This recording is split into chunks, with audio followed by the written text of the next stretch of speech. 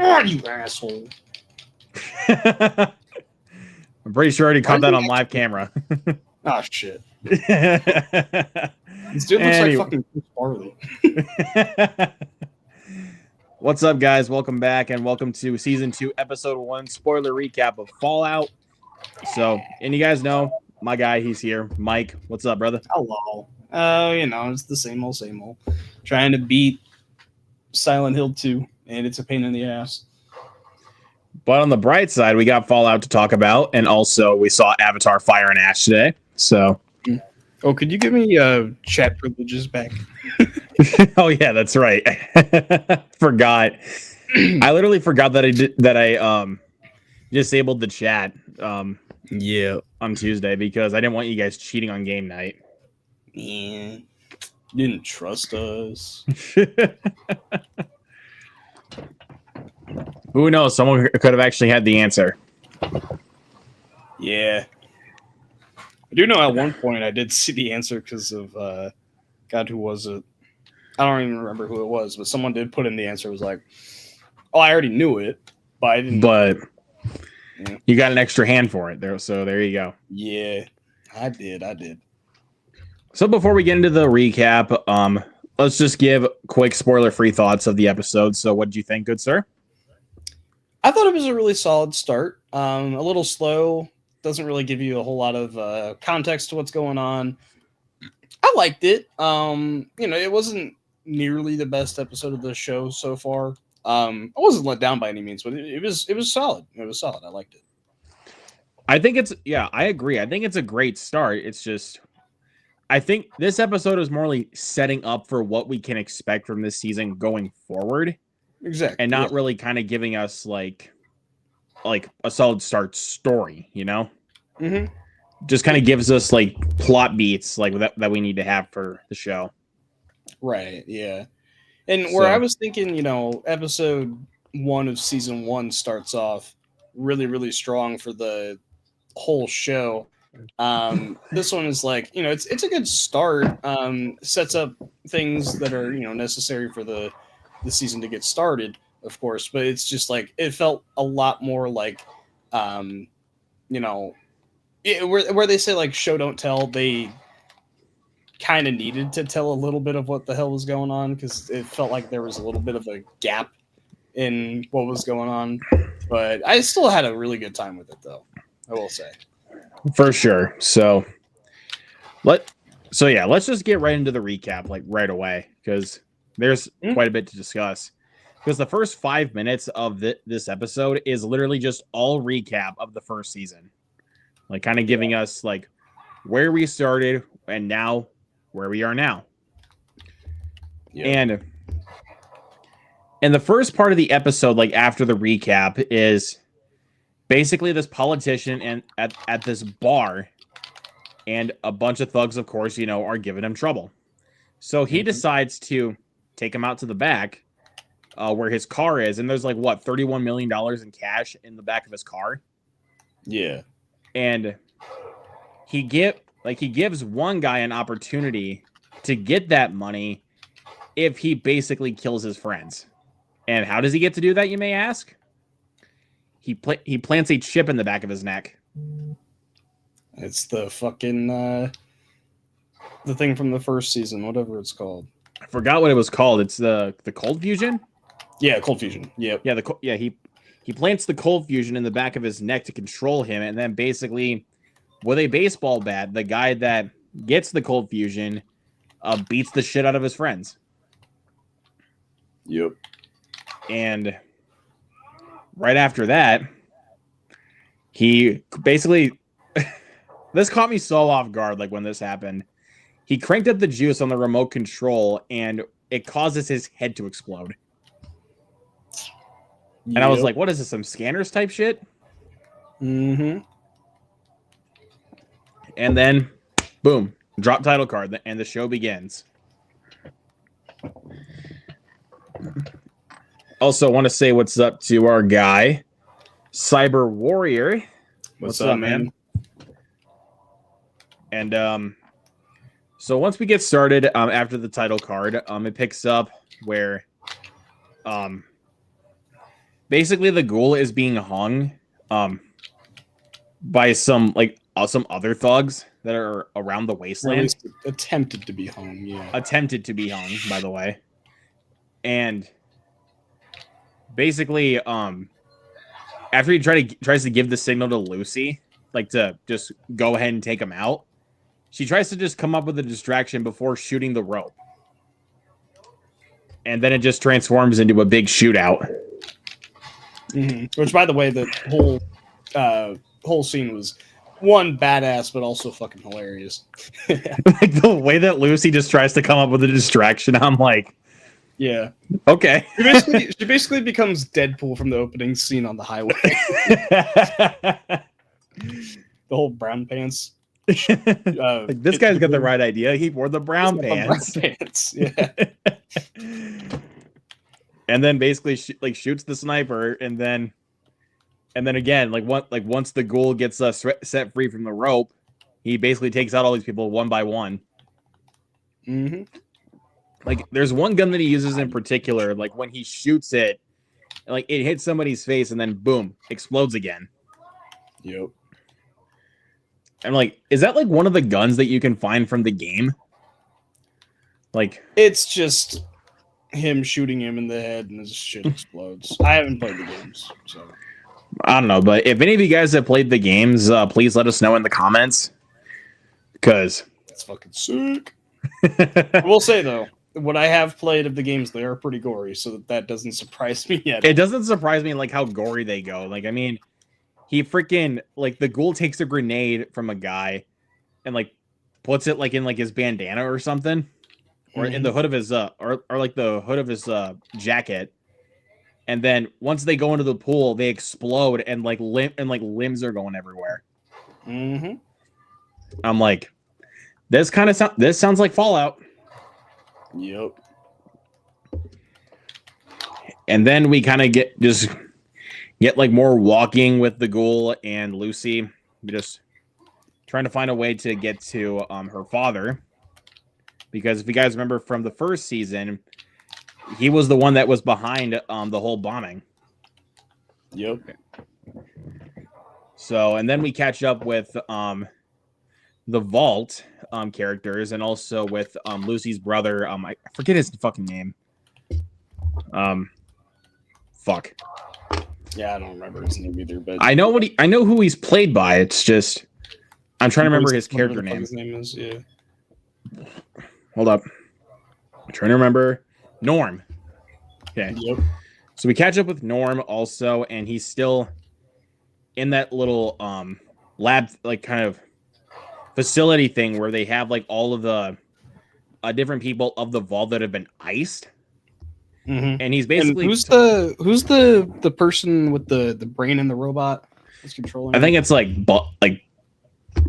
it's like Buzz or something like that, or yeah, he's still there. He's still there, and he's basically kind of like giving Norm commands to basically kind of clean this whole thing out, basically. Mm-hmm. And there's something about that we'll get to here in just a second.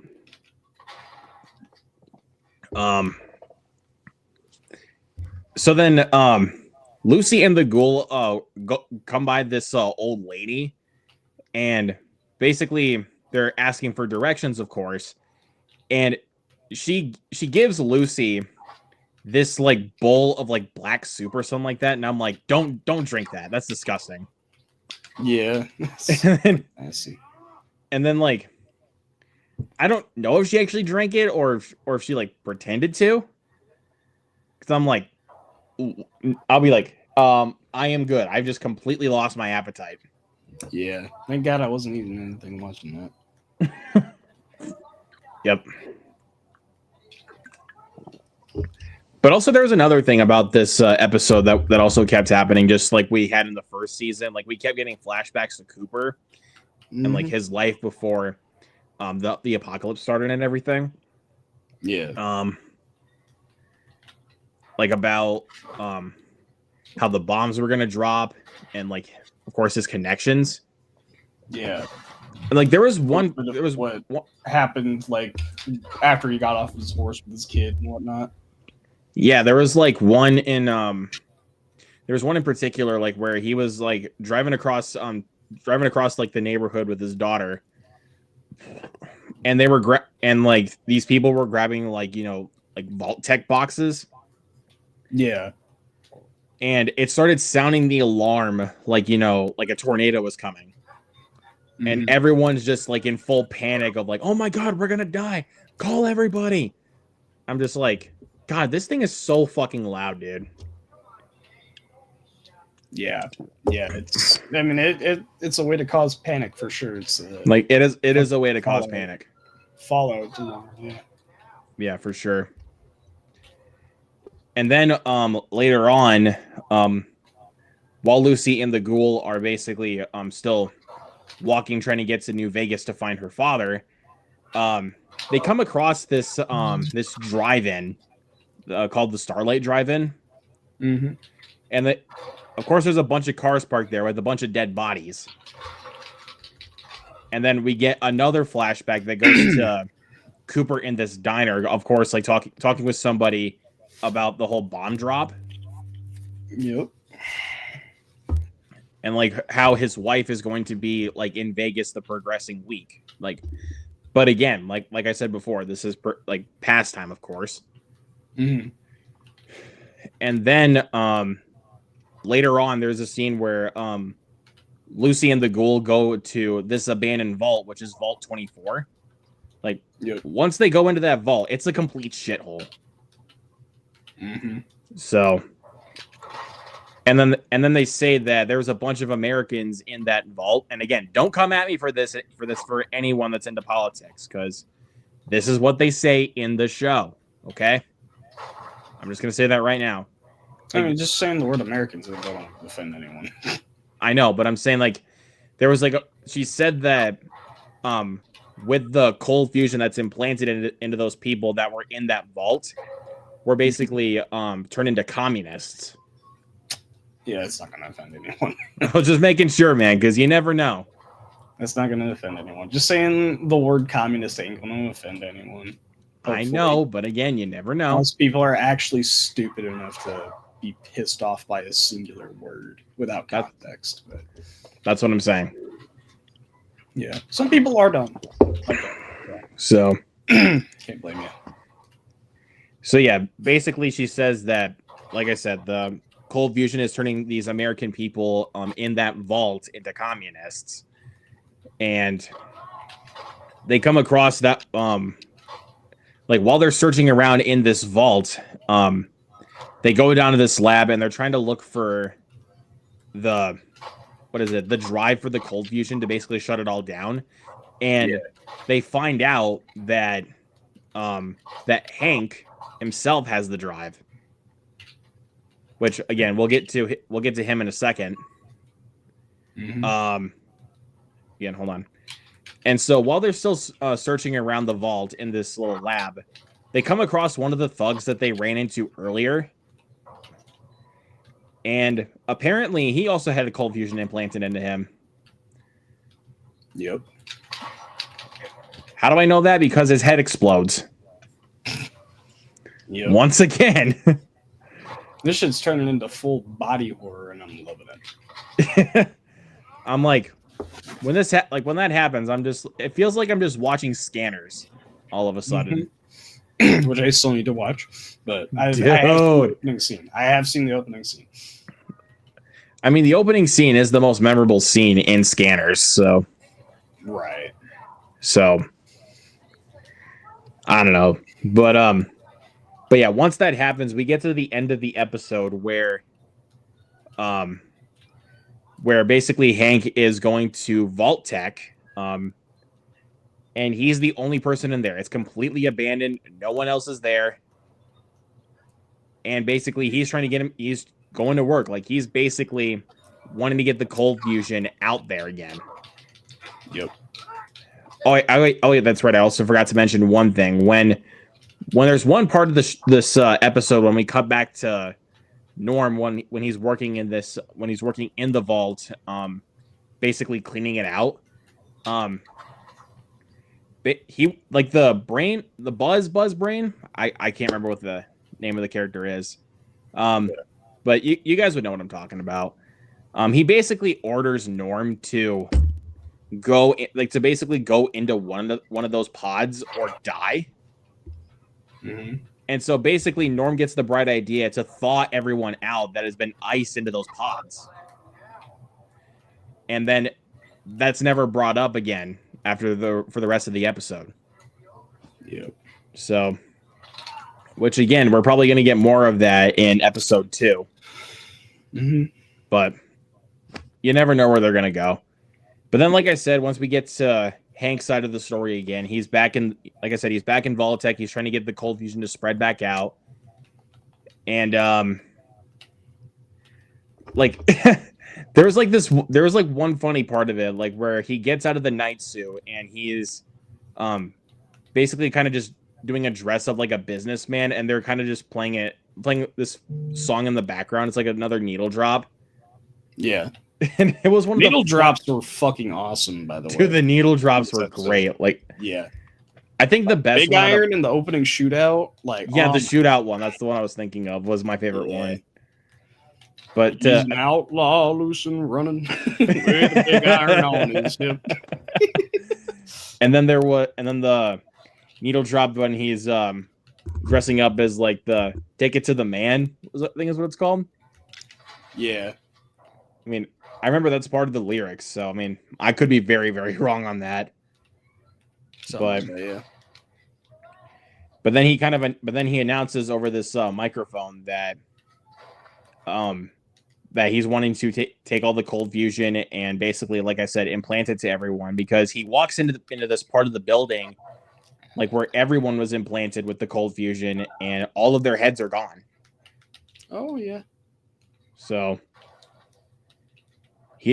like I said, he's taking part in it and trying to spread it all the way back all the way to the vault.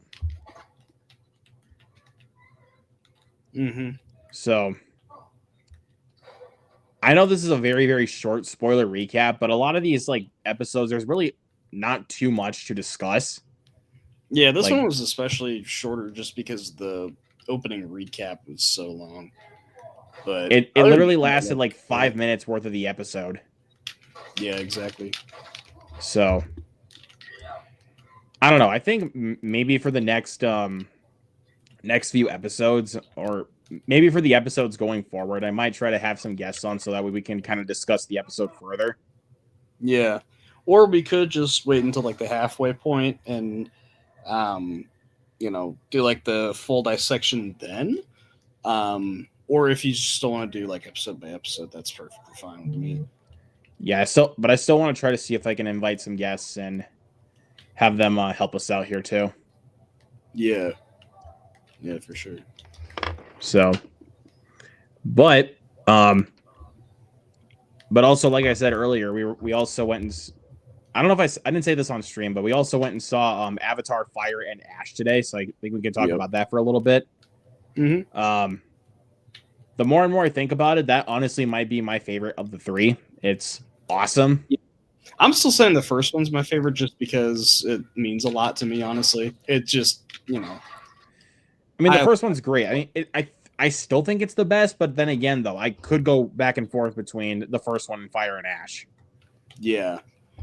I will say the thing that Fire and Ash has above it is that it's not as, like, tropey of, like, the story it's telling. It's not, like, a super, inspired story. It's very much like its own kind of thing. Even though it takes some plot beats from the previous movie, but still. Like, it kind of takes a couple of those plot beats from the first two movies that honestly can feel a little bit redundant at this point. Yeah. But even then... Did them even better in this one, though, so... Yeah, and also, I didn't feel like I was sitting there for 10 hours. Like... Because honestly, the Way of Water, I felt like I was sitting there for more than 3 hours. Yeah, I get that. Yeah, I wouldn't say that about a single one. Honestly, I think they're all like pretty well paced. I think, in my opinion, I mean, of course, the first one is the best paced because it's the shortest.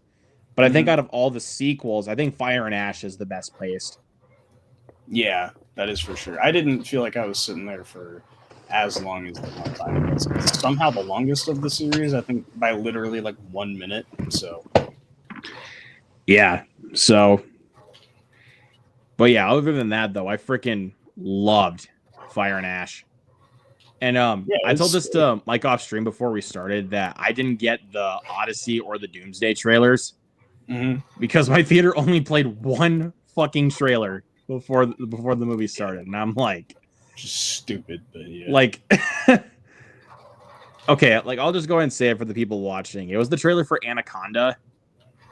Like, they played that trailer. I think it was the final trailer where it was like the big musical event of the year, just basically parodying Wicked. Yeah, which was really funny. Yeah. But then after I don't know what is up with, like what's up with like the fucking parody movies and having like the best marketing of the entire year, like that Naked Gun, fucking.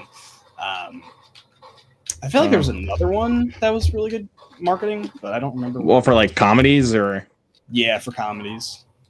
Let me see. What do we got? I'll look on my for like comedies. I mean, the ones I could definitely think of are The Naked Gun and Anaconda. Right. Like, for sure. I mean, or Good Fortune. Yeah, Good Fortune definitely had some good marketing. I thought the trailers looked great for it, so they had me laughing. I mean, freaking Keanu Reeves. Like, dude, we already knew that Keanu Reeves was going to be the scene stealer as soon as we, like, walked into that theater. Like, what is going on with you, Gabriel? You're smoking cigarettes now? Like, leave me alone, Jeff. I like it. It's all I have. It's all I have. Like, give me God. 5 out of 5. Yeah. 5 out of 5. The pizza was yummy. Yes. They tipped you $1.15. Dicks. Dicks. Yeah. Or the give me God. I want a meeting with God. God, it's Jeff. My God. Get me another fucking movie with Seth Rogen and Keanu Reeves together. Dude, they had such great chemistry in that movie. I love that. Like, freaking love I can't wait to watch it again, man. Oh yeah, speaking of which, though, I got it on Blu-ray, baby. Hell yeah! I'm gonna try getting it soon. I don't know when, but yeah, they didn't have this like when the day that it came out, but I think last week when I was going grocery shopping, I was actually able to find it. So, thank you, Walmart. Thank you. God, there's so many moments in that movie that just genuinely make me bust out laughing. Like, yeah, another one in particular, it's when it's like, we gotta switch back, man. Why? So I can go back to living in my car? You lived in your car? Yes, Jeff, I did. Why do you think an angel got involved? Because I had too many roommates? Why don't you go tough it out for a few days? Because you think I'm a tech bro? I can't live your life for a little while? I came from nothing. I'm self-made. What did your parents do? My father was an orthopedic surgeon.